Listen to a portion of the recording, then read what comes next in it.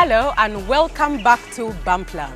We all know someone or at least a family that has dealt with a struggle that is substance abuse. And we can all agree that it is a vice that comes to steal, to kill, and to destroy. And not just their abuser, but the relationships around them as well.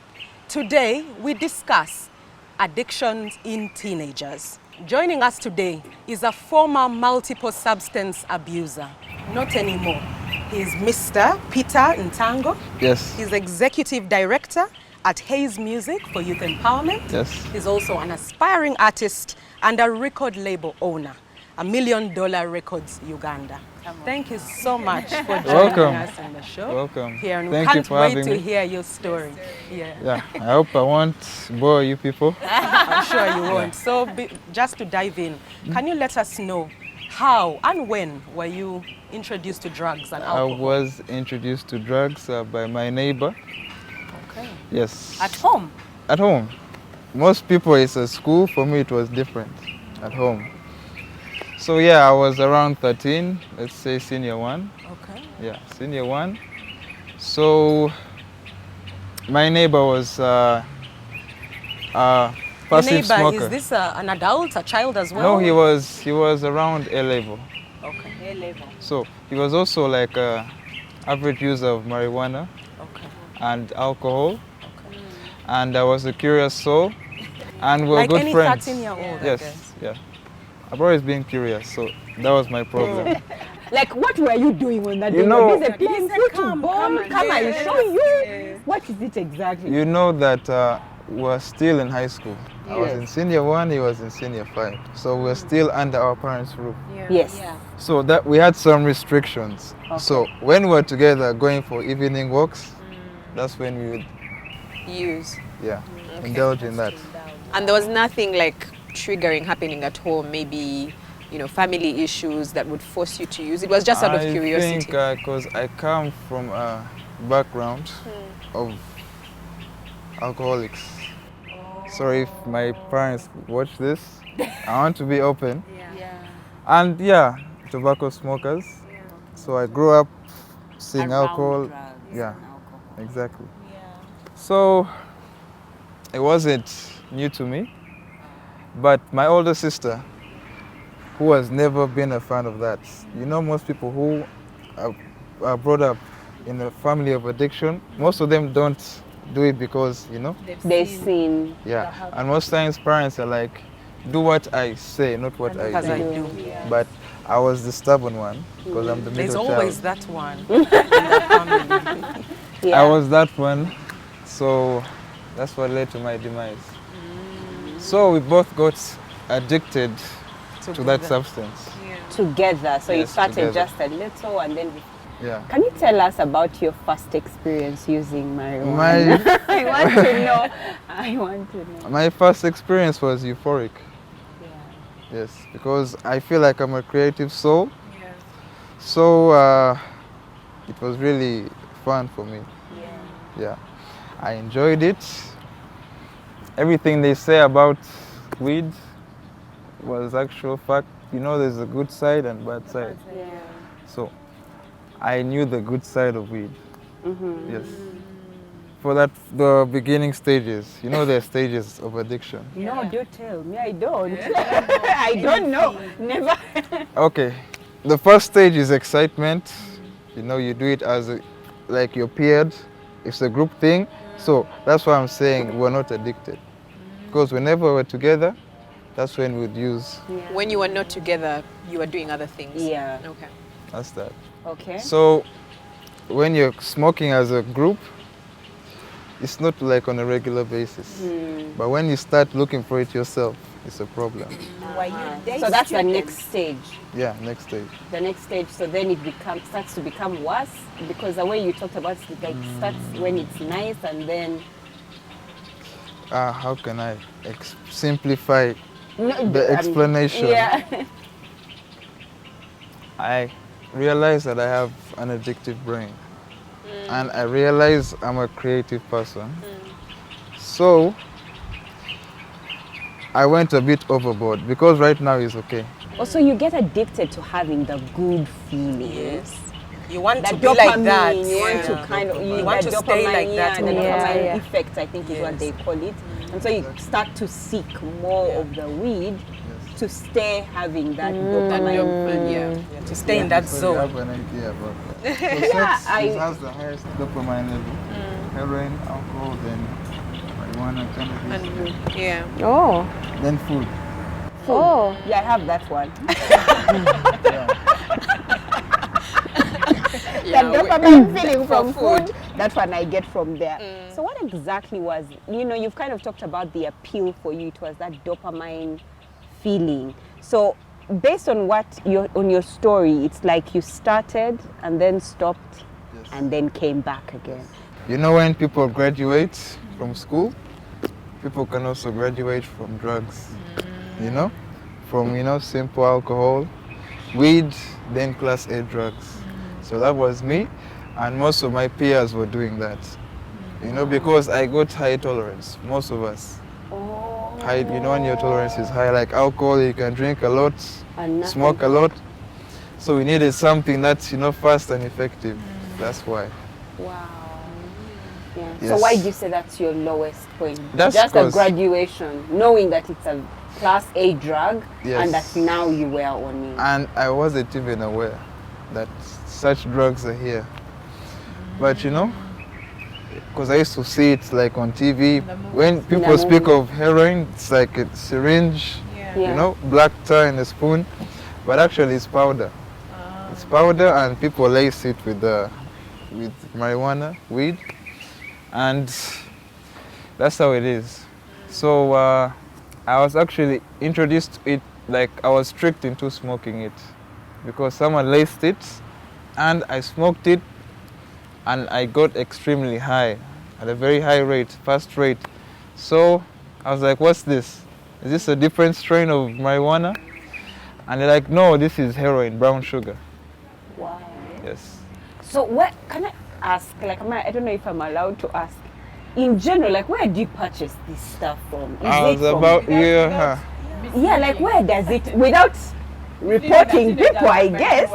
But do you get it from like shops? Do you get it from bars? No, Or do from people they call it GT, from the ghetto. from the ghetto? Ghetto. And heroin's expensive, isn't it? Not necessarily. That's okay. We don't want teenagers watching. the What is show, but expensive? moms, you should know. What's expensive is cocaine. Cocaine is the one that's expensive. Yes. And they're selling like kilograms in grams, like how? Grams. Grams. Yeah, there's no way they can sell in kilograms. Grams, and it's actually there's also crack. I forgot to talk about that.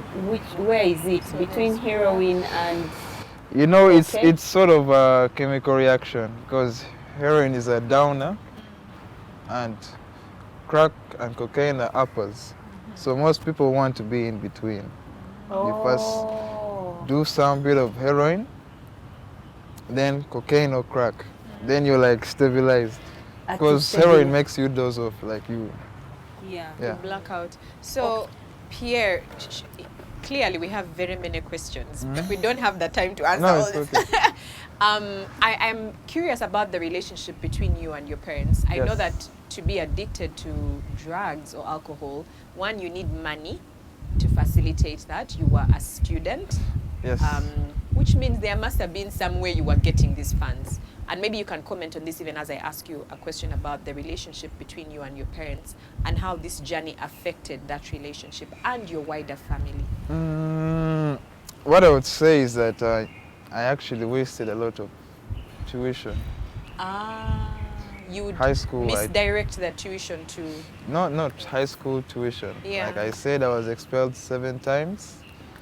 And I was in international schools, Cambridge schools. So I was a bit more spoiled than the average Ugandan. UNEB student. So yeah, I was in Cambridge schools. I was mostly in day schools.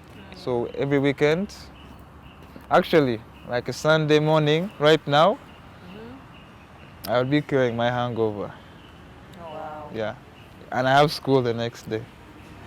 And what would mom be like in all these states? Ah. Because normally mothers, you know, it really hurts them more than Yeah. even. I was the golden boy at home. She had so much The hope only in boy. me. She- Golden boy. The golden You were the boys. golden. I'm the oldest son. Oh. Yeah. I have an older sister. So yeah, she thought I was going to, you know, she had so many plans for me. She saw I had the potential to succeed in life. Yeah. And you know, she was a bit hurt. You are killing her dreams. Yeah, Yeah. she When expected so much. when did she find out you were How did using? you How find did out? she and when did? At what point did she find out? Yeah, let me see. I made one mistake because now I'd reached the point of addiction. I smoked weed. Can I use weed? Yeah, that's I okay. smoked weed at home. Oh. Good And smell. yeah, so that's when they found out. That What was at was? what age? This What's is the like class? 15. Wow. So 2 This years. is in. 2 years in. Yes, 2 years in. And what was she like? What was her reaction? What was her reaction?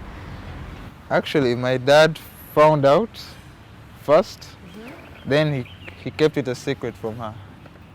Then, Yes, I really wanted to find out. Can you really live in a house for 2 years and you don't know that your child is abusing using, drugs or yes, no, I alcohol? was very. Discreet. I had eye drops. I had sanitizers before COVID. Yeah. I had like sprays, colognes. So it was hard to tell. And you know, I don't know. But I think she was suspicious. I'm sure they know because there is a substance abuse comes with behavior changes. Yeah. And if you really know your children, you can tell there's something and you're being expelled each year. So isn't she asking questions? Isn't Now- somebody asking questions? Yes. Actually, to go back to that, I wasn't expelled most times because of drugs, because of indiscipline, due to my drug abuse. So behavioral changes. So yeah, then they found out eventually. Oh. So at first it must have come out like Like the You're just being first stubborn. first being three. stubborn, Yeah. teenagers, ngashida like banangeze teenager chankola, atwala stupid. The Yeah. the first 3 schools, I was expelled because of bad behavior. Yeah. Then after, when they found out, you know, when it's like a relief. I'm like, okay, now they know. So let So me I stopped continue. caring. Yeah. using. Oh wow. Okay, so when did you now finally decide? This Guys, is I'm it. done. Yeah. I'm done. I Yeah. ain't doing this. Yeah, I need help. I need Yeah. help. Like what was it that triggered yeah. that Decision. decision? You know, have you ever heard about your inner child? Oh, because we're all kids at a certain point. Yeah. So we all had some ambition, a goal, a dream, Yeah. and I was deteriorating from that dream. So what was your dream? My dream was to inspire people, to help people, to be a leader in a certain way, because that's what they saw in me. My Yeah. relatives, my mom, like, because I'd always played the role Yeah. of a leader and also a creative. I was an artist, drawing, music, all that, even Yeah. sports. Yeah. I was physically fit. So, I don't know, I lost my sense of direction and I lost myself in that. Yeah. You talked earlier about your mom. Would you like to share about how she also was an influence in your decision to stop? I come from a Catholic home. I was baptized, confirmed. And she used to smoke. She still drinks. My dad still smokes and drinks. So I used to blame them actually for me being like this. But you know, now I'm grown up and I know that it's not their fault. They're grown-ups, they live their lives and they're responsible adults. You're responsible for your choices as well. Yes. Yeah. So I took that in and I only blame myself. Yeah. Yeah. Yeah. Wow. Okay. So Pierre, what advice would you give to teenagers that are struggling with addiction? What can they do? How you overcame? you know, just give it all to them. I'm actually here for the stories. I feel like you've not given us enough, but it's okay. I need to come back in a, different setting because I have a lot to explain and tell. But what I'll tell them is what actually derailed me from my destiny was the people I was looking up to at that point, like the artists or the people who are influencing me. Like, right, I didn't come from that age of like social influencers, social media. So, but the people I was seeing and what was being portrayed to me on TV, because I wanted to be an artist, and I saw, okay, artists are rebellious, drug addicts. You can see all this. So, yeah, actually, like an outlaw. So I would tell them to look for better role models. Yeah. Nice. Like maybe President Obama. Even in Uganda, there are many people, So. Yeah, but even artists, let's not say that artists are not good role models, because there are artists who are living clean as well and still doing amazing work. Yes. So if they still want to be artists, maybe let them look to the That's cleaner very ones. true. Yeah. That's very true. Yeah. That's very true. But if you're an artist, yes. So if you want to be a medical doctor, you look at the people, because some of them are also in that line of field of work. Most of them are addicts. Sorry to say that. So That's true. that's my advice. Yeah. Thank you so much, Pierre, for sharing your story with us. I'm sure it's been helpful to all our viewers. And if you think you know somebody who's struggling with substance abuse, recognizing the problem is the first step in getting help. Unfortunately, overcoming addiction is not an easy task, but it is possible with professional assistance and a suitable treatment program. And if indeed you do need help, please call the number on your screen right now. When we come back, we will be speaking to Pierre's recovery coach, and he'll be helping us understand how to support children dealing with addiction. Until next time, with love from Bump Love.